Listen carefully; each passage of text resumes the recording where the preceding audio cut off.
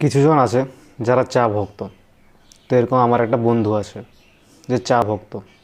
ও চায়ের সাথে এক্সপেরিমেন্ট করে। তো ও আমাকে একবার চা বানিয়ে খাইয়েছিল।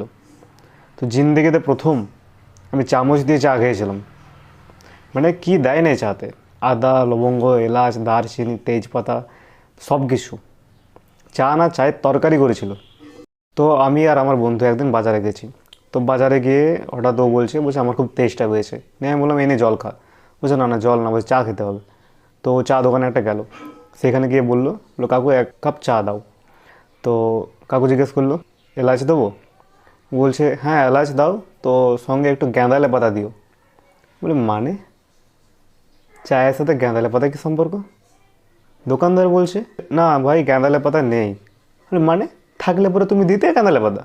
নরেন্দ্র মোদী যদি জানতে পারে যে চা নিয়ে এত ছেড়খানি হচ্ছে, তাহলে তোমার ঘরে ইডি পাঠাবে। তো আমার বন্ধু একটা খৈনির ডিবা পকেট থেকে বার করলো, নিয়ে দোকানদারকে বললো এই নাও, দিয়ে দাও চায়ে। আমি বললাম মানে, বলতে খৈনি দিয়ে চা খাবি?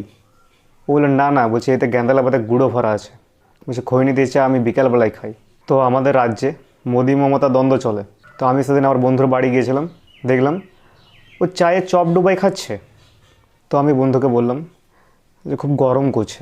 তো বন্ধু বললো তাহলে চা খাবি? বললো না না, গরমে চা খাওয়া যায়? বলছে তাহলে চায়ের আইসক্রিম খাবি?